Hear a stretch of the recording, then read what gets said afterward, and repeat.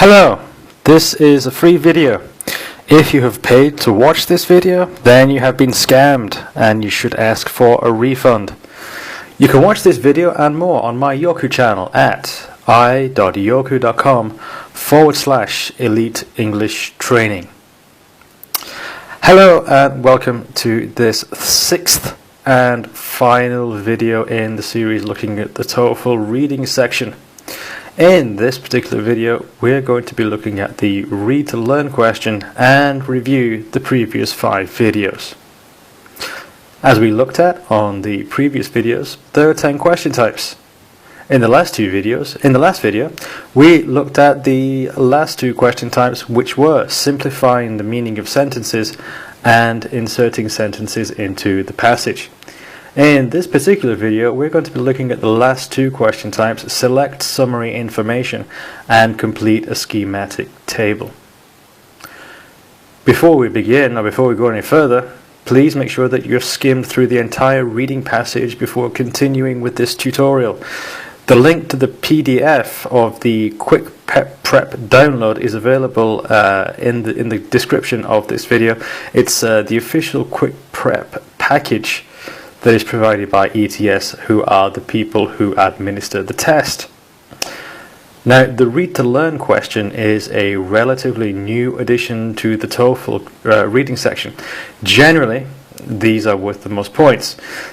The only problem is you have to read the entire passage in order to answer it. Now, they don't involve choosing one answer from a list of choices like we've seen before with the multiple choice questions, where you have a question prompt and the A, B, C or D answer stem. You actually use the computer and manipulate text on the screen with the mouse. You drag and drop the summarized information into the right order. I'm going to show you what the screen will look like on the computer in a couple of slides, but let's just continue with this summary. You need to place the information into a schematic table and organize the information to summarize the main ideas of the entire reading passage. So it's not just a case of picking out which is the relevant information, you also have to put it into the right order. A sample question will look something like this. Now you can see at the bottom underneath the question prompt, write your answer choices in the spaces where they belong. Write the letter or copy the sentence. This is on the PDF. You're supposed to download this and print this out and then use it at home. When you're actually doing the test, you'll be dragging and dropping with a mouse on the computer screen. And this is the way that you answer. You have more than 4 choices. For the more than 4 answer choices, you have A, B, C, D, E, F at the bottom. And there are 3 missing slots of information above it. So this tells us that we need to choose 3 of the answers and put them in the right order. Some of the information in the sentences will be true but will not be the main idea. You need to be able to look at the information and be able to decide what is the main idea, what is superfluous kind of fringe information, what are the sentences that carry the main idea. Again, we've got this recurring idea that we're not looking for the information that's in the text. We're not testing your ability to dig out little details from what you read. We're looking at your idea to interpret the message, the main messages, the main ideas of the text. Now, there's going to be more than one answer. The goal here is going to be to find the main ideas. There will be more than one answer. We need to look at answer choices that are broad enough to include more than just a fact or a detail. So we're not looking at getting the fact right or getting the detail right. We're looking at being able to separate out the big ideas from the smaller ideas. And then the tricky part is next to put them in the right order in the answer slots. The key with this question is to look for inclusive language. You'll see phrases like in a number of ways or in many ways.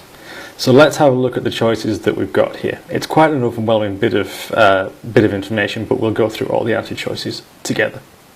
A, The number and sophistication of the architectural, administrative, commercial and religious features of Teotihuacan indicate the existence of centralized planning and control. B. Teotihuacan may have developed its own specific local religion as a result of the cultural advances made possible by the city's great prosperity. C. Several factors may account for Teotihuacan's extraordinary development, including its location, rich natural resources, irrigation potential, intelligent elite, and the misfortune of rival communities. D. As a result of its large number of religious shrines, by the first century AD, Teotihuacan became one of the most influential religious centers in all of Mesoamerica. E. In many important areas, from the obsidian industry to religious tourism, Teotihuacan's success and prosperity typified the classic positive feedback cycle. F. Although many immigrants settled in Teotihuacan between AD 450 and 700, the increasing threat of coerced labor discouraged further development and limited Teotihuacan's population growth. So starting from the top and going down, a big element of what we've been looking at in these videos has been the large number of administrative centers, commercial centers. We had the obsidian mining operation, and we had the 2,000 apartments, and we had a market, and we had a grid system. So if we look at A, the number and sophistication of the architectural, administrative, commercial and religious features of Teotihuacan indicate the existence of centralized planning and control. I think that it's fairly obvious, especially what we've read through in the past few videos, that this is one of the main ideas, that it was a very sophisticated part of Mesoamerica, and it was a large part of Mesoamerica with a large population. So we can actually keep point A as one of our possible answers. Moving on down the list to point B, answer choice B. Teotihuacan may have developed its own specific local religion as a result of the cultural advances made possible by the city's great prosperity. Now the city's great prosperity was referenced to a number of times. Cultural advances, we didn't really see much of that. It was mostly talking about the obsidian mining operation. Teotihuacan's powerful elite, they were so powerful that it could actually drag in slaves, basically, to work in the mines, to coerce people, physically coerce people. Developing its own specific religion. There was a mention of shrines here, but I think we can actually discard option B, because there was mention of a lot of shrines and things like that, but there was really no mention of it developing its own specific religion. There were a lot of shrines. It was talked about in terms of being a religious center, but there was nothing about it developing its own specific religion. Point C.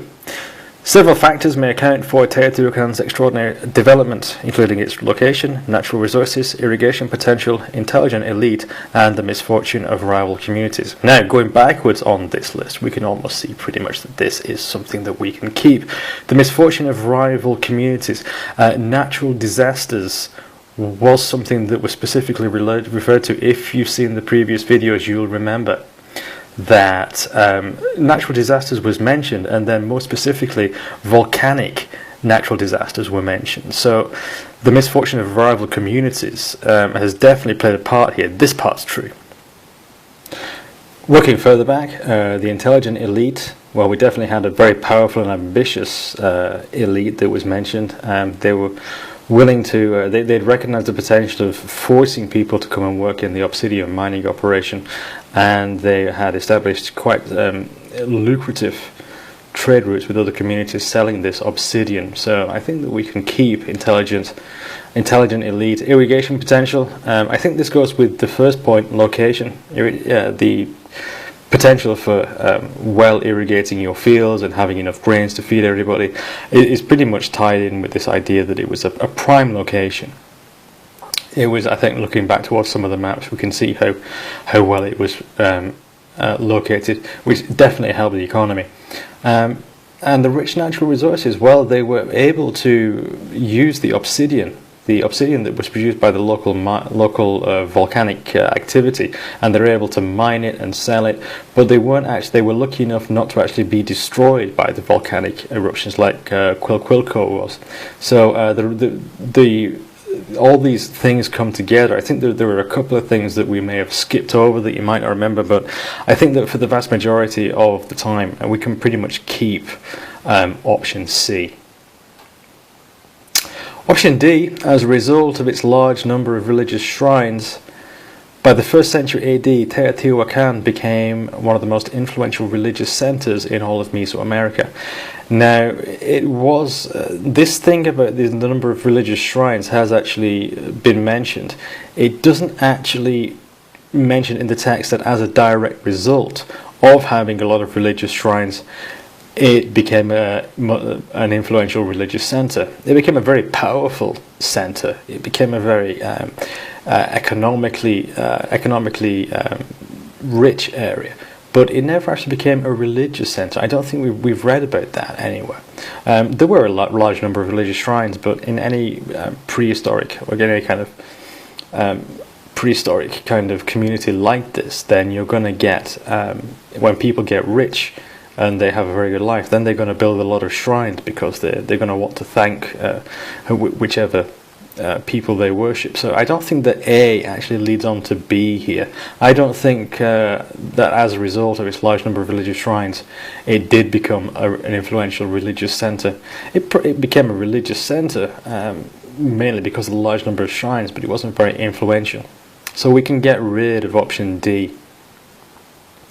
Option E. In many important areas, from the obsidian industry to religious tourism, Teotihuacan's success and prosperity typified the classic positive feedback cycle. Well, I think this is pretty much true.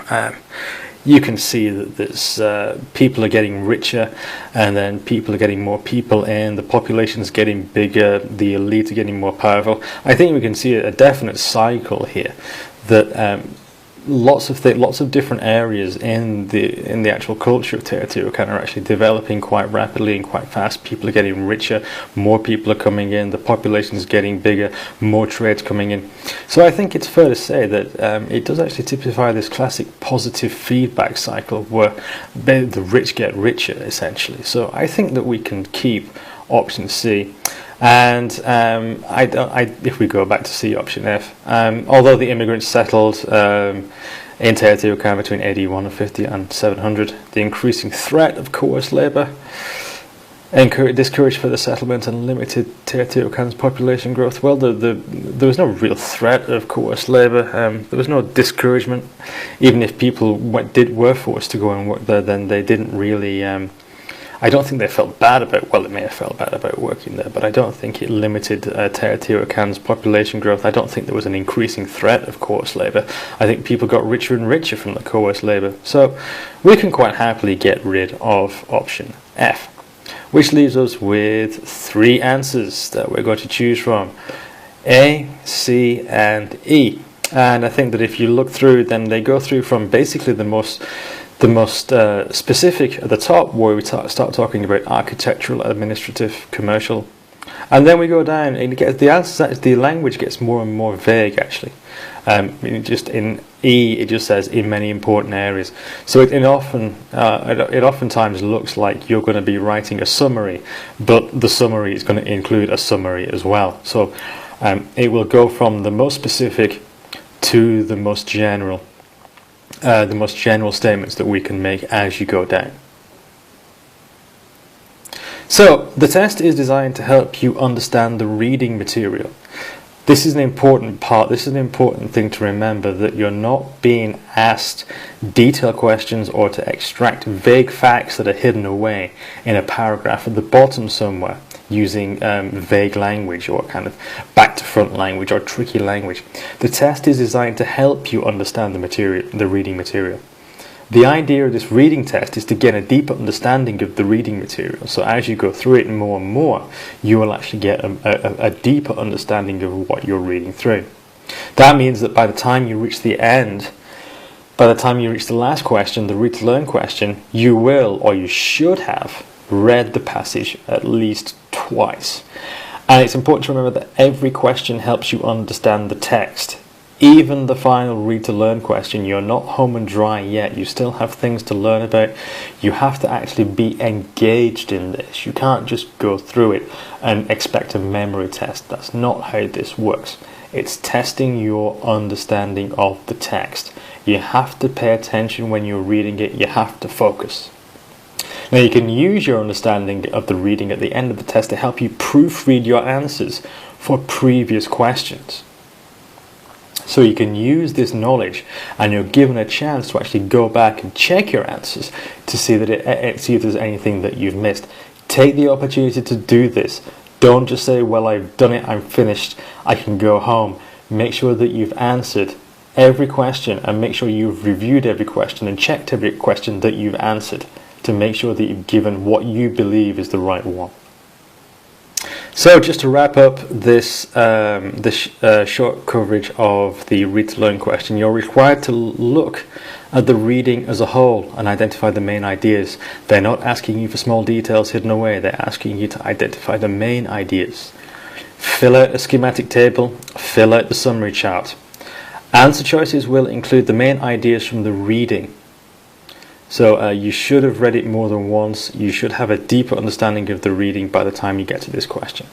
Answer choices will include broad, expansive language that includes more than just one idea. We'll have very general things like many important areas. Things like that you saw on answer choice E in the previous few minutes of this video. Answer choices will represent information correctly. You will be able to find evidence to support the answers that you choose. With that finished, we're going to go on to a review for about the last 10 minutes of this video of the previous 5 videos. It's important to remember that on the TOEFL reading section, there are about 20 minutes allocated to each passage. Cohesion reflects how information fits together. You'll see things being referenced to previous passages. You'll see a lot of signal words. You'll see a lot of reference. You'll see a lot of synonyms and synonymous ideas. You won't see the same information over and over again. What you'll see is a general statement and then someone talking about a specific thing. You'll see readings about, you'll see an item about natural disasters, then the next sentence will be about volcano eruptions. A volcano eruption is a natural disaster. It's a synonymous idea. Look out for them. Reference and signal words will show how ideas from previous paragraphs will be talked about in later paragraphs, and you'll be expected to remember this. If you can't remember this, go back and read it again. Make sure that you know what paragraphs are talking about and what information is there, what information has been discussed before, what's new information. And there are 10 question types. We've gone through all of them in this series of videos. Each question type requires a different level of reading. Some requires deep reading, some things require skimming, some things require creating paraphrases of information. You need to know how to use these different strategies with different questions. Some questions will take more time, some questions will take less time than the others.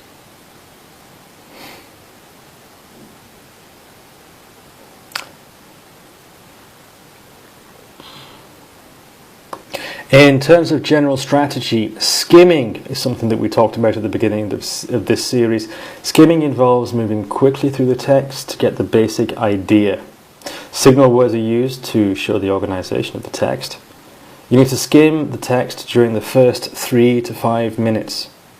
Another reading strategy, active reading, can help you on questions you find difficult. Paraphrasing can help you understand things. Changing the way that things are, restating things, changing the way that things are written. You can use paraphrasing to help you understand. Reordering the information can put it into a simpler order. You don't need to put it into the order that it's presented in the text. Sift it through, decide which is more important, put that at the top, put the least important stuff at the bottom. Scanning is looking for the information that's asked about in the question. You scan through and you try to find something, you try to find a synonym, you try and find a synonymous idea, and whatever's mentioned in the question, you try to answer it from that. A process of elimination can help you eliminate answers you know are wrong. Be very careful when you're using a process of elimination. Don't eliminate answers you don't understand. Choose the ones you do understand, and if you have a choice between an answer you know and an answer you don't know, choose the one that you know. POE is not 100% perfect. There's no substitute for knowing the answer, but process of elimination can help you. There are a number of common tricks that you can look out for.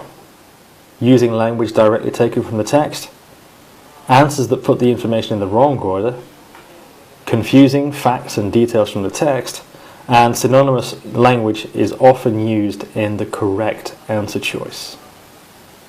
In terms of preparation, the best way to prepare is to start improving your academic and technical vocabulary. Knowledge of signal words will help enormously, and you should review freshman level academic texts. It's also a good idea to learn about the test itself. Learn about the level of reading, design of the test, requirements and strategies you can use. Do as much research as you can in this regard. Learn at your own pace so you can more thoroughly understand it. This means that you do have to manage your time. You can't start preparing for the test in 2 weeks. Allow a good few months and learn at your own pace.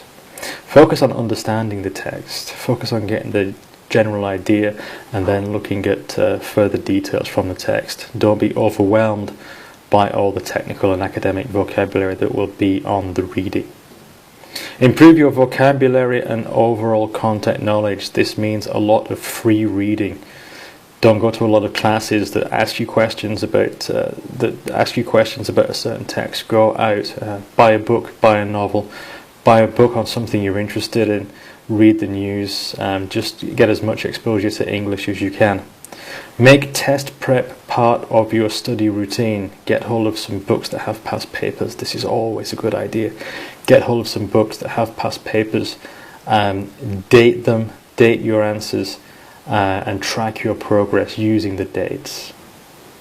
When you're taking the test, focus on time management and mock tests closer to your exam date. You need to be starting around 3 months before. Focus on question types and types of reasoning that give you the most difficulty. You need to practice the stuff that you find difficult. Don't practice the stuff that you find easy.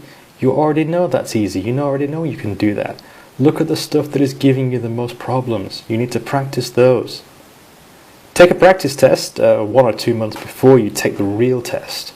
Go on the internet, find some past papers, take a practice test. Time yourself, be critical. And date things. Make sure you write the date on things and track your progress. The goal of the practice test is to receive the same or better score on the actual test.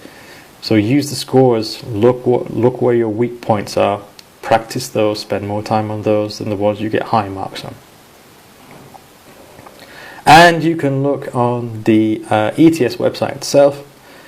And an excellent book that you can find by ETS, by the guys who do the test, is The Official Guide to the TOEFL Test. It's published by McGraw-Hill, so go and find that. Make sure that you get the English language version, not the one in your own native language.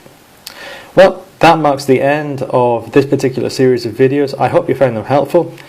Please leave a comment, please leave a question, please share with your friends if you think they'll find it useful. Good luck with your test if you're taking one, and I'll see you again in another series of tutorials. Thanks for watching. Bye bye.